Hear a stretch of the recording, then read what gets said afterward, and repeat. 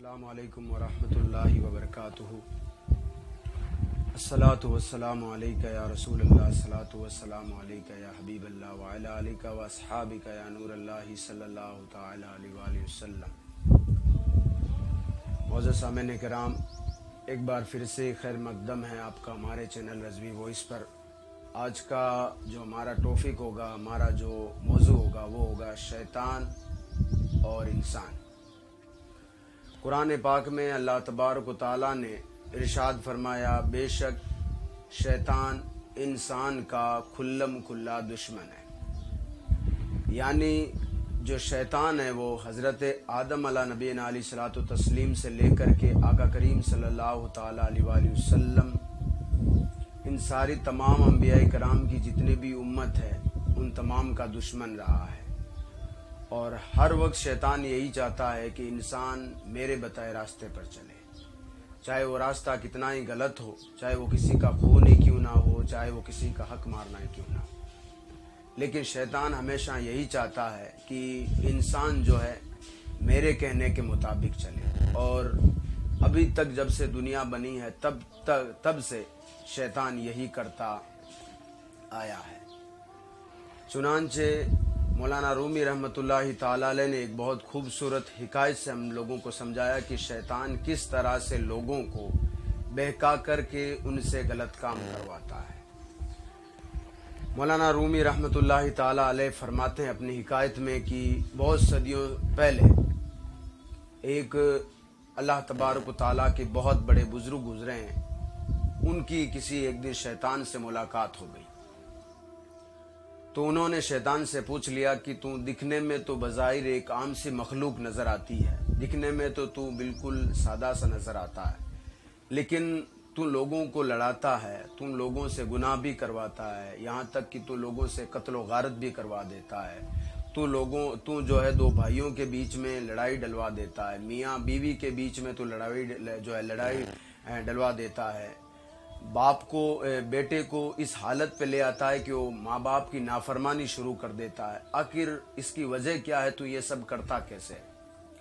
तो शैतान ने उन बुजुर्ग को एक तरफ ले जाकर कहा कि ये सब मैं नहीं करता हूँ। मौलाना रूमी रहमतुल्लाहि ताला अलैह फरमाते हैं कि उसने अपनी अंगुली दिखाई, कहा कि ये सब इस उंगली का कमाल है। तो बुजुर्ग ने कहा कि गोया तू ये कहना चाहता है कि तू कुछ नहीं करता, ये सब कुछ तेरी उंगली करती है। तो उसने कहा कि आप देखना चाहते हैं? कहा कि हाँ मैं देखना चाहता हूँ। तो मौलाना रूमी रहमतुल्लाहि ताला अलैह फरमाते हैं कि वो शैतान उन बुजुर्ग को लेकर के बाजार में गया। जाने के बाद बुजुर्ग कहा कि आप यहीं खड़े रहो, तमाशा देखो कि मैं अपनी उंगली से किस तरह से जो है लोगों को लड़ाता हूँ, लोगों को जो है राह हक से भटकाता हूँ। तो वो सबसे पहले एक हलवाई की दुकान पे गया। हलवाई जो है मावा बना रहा था, यानी दूध को गर्म करके दूध का मावा बना रहा था। शैतान ने उसमें अपनी उंगली डाली और उस उंगली पे जो दूध आया उसको एक दीवार पे दे मारा। अब जैसे ही उस शैतान की उस जो है उंगली का दूध दीवार पर लगा तो बहुत सारी मक्खियां आकर उस दूध पर बैठने लगी। जब काफी मक्खियां आकर बैठने लगी तो एक छिपकली ने देखा कि इतनी सारी मक्खियां इकट्ठी हुई है। छिपकली जैसे ही मक्खियों पर जो है छिपकली ने जंप लगाया, इतने में उसी हलवाई की दुकान की टेबल के नीचे एक या चारपाई के नीचे या कुर्सी के नीचे एक बिल्ली, जो उसकी पालतू बिल्ली थी, उसने छिपकली को देखा तो बिल्ली ने छिपकली पर जो है झपट्टा मारा। छिपकली पर जैसे ही बिल्ली ने झपट्टा मारा, इतने में बाजार के उसी रास्ते पर किसी वजीर का नौकर अपना कुत्ता लेकर जा रहा था। कुत्ते ने जैसे ही बिल्ली को देखा तो वजीर से अपनी रस्सी छुड़ाकर कुत्ता भी बिल्ली पर जा झपटा। बिल्ली तो बच गई, लेकिन कुत्ते ने वो सारी मिठाइयां बर्बाद कर दी। जैसे ही अपनी मिठाइयों को बर्बाद होते देख उस हलवाई ने जो जलेबी निकालने वाला जो उसके पास औजार था उसी से कुत्ते को दे मारा और कुत्ता वहीं पर गश खाकर गिर पड़ा और मर गया। जैसे ही वजीर के नौकर को लगा कि इसने कुत्ते को मार दिया है तो उसने हलवाई को मारना शुरू किया। हलवाई को मार खाता देख हलवाई की दुकान में जितने भी लोग काम करने वाले थे सारे के सारे हलवाई को बचाने आए इतने में वजीर को पता चल गया कि मेरे कुत्ते को मार दिया गया, अब नौकर को मार रहे हैं।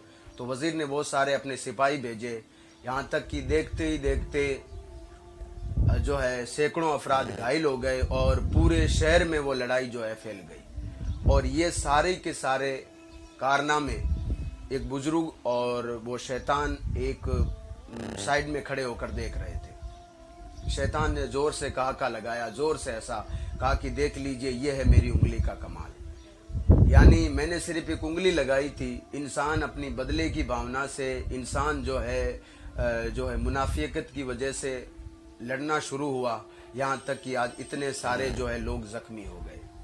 उस शैतान ने बुजुर्ग से कहा कि मैं इसी तरह इंसान के दिल में राज करता हूँ, मैं उसके दिल में समा करके उसे वही करवाता हूँ जो मैं चाहता हूँ। यानी जो लोग एक दूसरे के काम में इधर उधर जो उंगली करते हैं वो खासकर शैतान का ही काम करते हैं। दोस्तों, एक शैतान सिर्फ एक उंगली के इशारे पर अगर पूरे शहर में आग लगा सकता है तो आप गौर करें कि फिर वो एक परिवार को क्यों नहीं तोड़ सकता, वो एक कमेटी को क्यों नहीं तोड़ सकता, वो एक तंजीम को क्यों नहीं तोड़ सकता।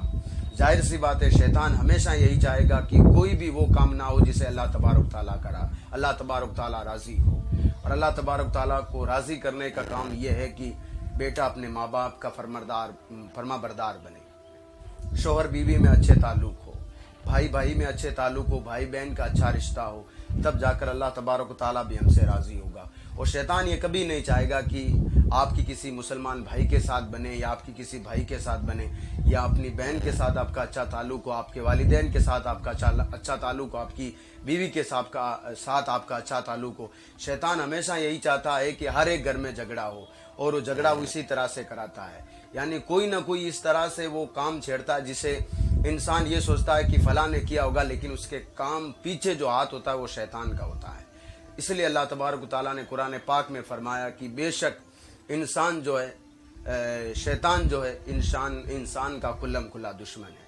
अल्लाह तबारक ताला हम सबको शैतान के मकरो फ़रेब से बचाए, हम सबको नमाज पंजगाना अदा करने की तौफीक रफ़ीक अता फरमाए। अस्सलामु अलैकुम व रहमतुल्लाहि व बरकातहू।